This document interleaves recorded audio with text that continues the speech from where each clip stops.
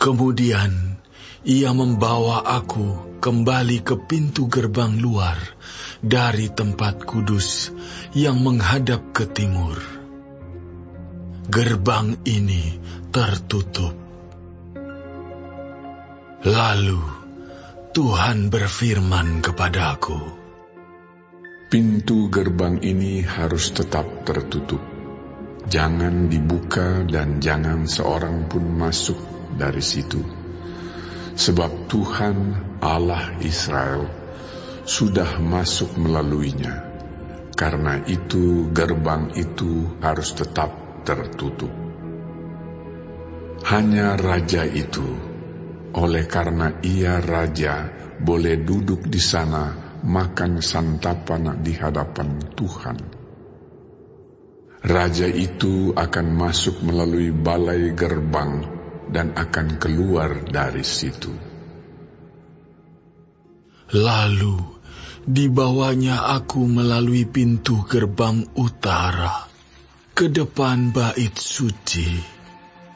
Aku melihat, sungguh rumah Tuhan penuh kemuliaan Tuhan. Maka aku sujud menyembah. Tuhan berfirman kepadaku, hai anak manusia, perhatikanlah baik-baik. Lihatlah dengan teliti dan dengarlah dengan sungguh-sungguh segala sesuatu yang hendak kufirmankan kepadamu mengenai peraturan-peraturan rumah Tuhan dan tentang segala hukumnya, dan perhatikanlah baik-baik siapa yang diperbolehkan masuk ke dalamnya dan siapa yang harus ditolak dari tempat kudus. Katakanlah kepada kaum pemberontak, yaitu kaum Israel, beginilah firman Tuhan Allah, cukuplah perbuatan-perbuatanmu yang keji itu, hai kaum Israel, yang membiarkan orang-orang asing, yaitu orang-orang yang tidak bersunat hatinya maupun dagingnya, masuk dalam tempat kudusku, dan dengan kehadirannya mereka menajiskannya waktu kamu mempersembahkan santapanku, yaitu lemak dan darah. Dengan berbuat begitu, kamu lebih mengingkari perjanjianku daripada dengan segala perbuatanmu yang keji yang sudah-sudah. Kamu tidak memelihara barang-barangku yang kudus, dan kamu mengangkat mereka untuk memelihara kewajibanmu terhadap aku di dalam tempat kudusku. Oleh sebab itu, beginilah firman Tuhan Allah.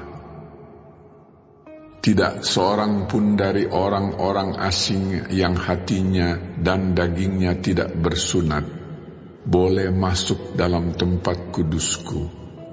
Ya, setiap orang asing yang ada di tengah-tengah orang Israel.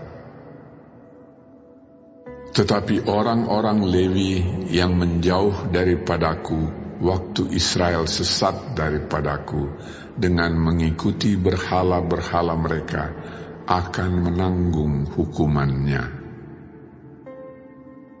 Di dalam tempat kudusku, merekalah yang mendapat tugas penjagaan di pintu-pintu gerbang bait suci dan tugas pelayanan di dalam bait suci. Merekalah yang menyembelih korban bakaran dan korban sembelihan bagi bangsa itu, dan bertugas bagi bangsa itu untuk melayaninya.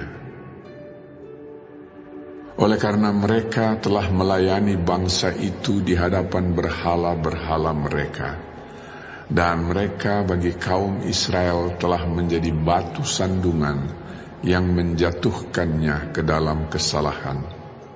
Oleh karena itu, aku bersumpah mengenai mereka.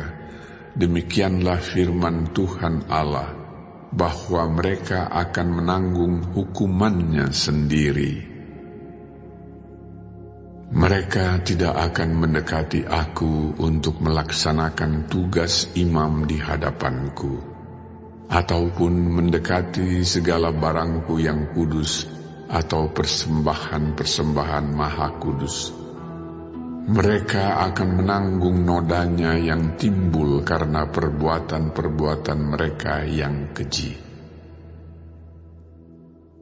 Aku menetapkan mereka untuk bertugas di bait suci dan melakukan segala pelayanan yang berhubungan dengan itu dan melakukan segala sesuatu yang perlu di situ. Tetapi mengenai imam-imam orang Lewi dari Bani Zadok yang menjalankan tugas-tugas di tempat kudusku waktu orang Israel sesat daripadaku, merekalah yang akan mendekat kepadaku untuk menyelenggarakan kebaktian dan bertugas di hadapanku untuk mempersembahkan kepadaku lemak dan darah. Demikianlah firman Tuhan Allah. Merekalah yang akan masuk ke dalam tempat kudusku dan yang akan mendekati mejaku untuk menyelenggarakan kebaktian, dan mereka akan menjalankan tugasnya terhadap aku. Maka kalau mereka hendak masuk dari pintu-pintu gerbang pelataran dalam, mereka harus mengenakan pakaian lenan.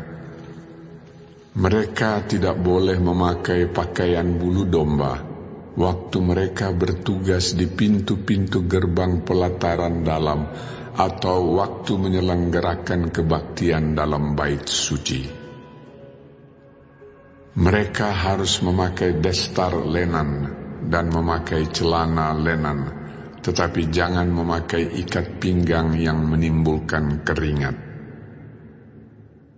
Dan waktu mereka keluar ke pelataran luar menjumpai umat Tuhan itu, mereka harus menanggalkan pakaian mereka yang mereka pakai dalam menyelenggarakan kebaktian dan menyimpannya dalam bilik-bilik kudus, kemudian mengenakan pakaian yang lain, supaya umat itu jangan menjadi kudus disebabkan kena kepada pakaian imam-imam itu.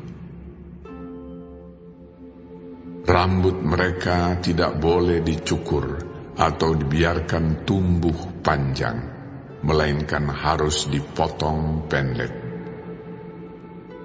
Imam-imam tidak boleh minum anggur kalau mereka hendak masuk dalam pelataran dalam.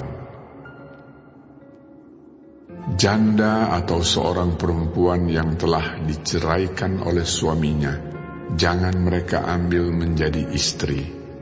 Tetapi hanya seorang perawan dari keturunan kaum Israel atau seorang janda imam boleh mereka ambil. Mereka harus mengajar untuk umatku tentang perbedaan antara yang kudus dengan yang tidak kudus, dan memberitahukan kepada mereka perbedaan antara yang najis dengan yang tahir. Di dalam sesuatu perkara, mereka harus bertindak sebagai hakim, dan mereka harus menghakiminya menurut peraturan-peraturanku.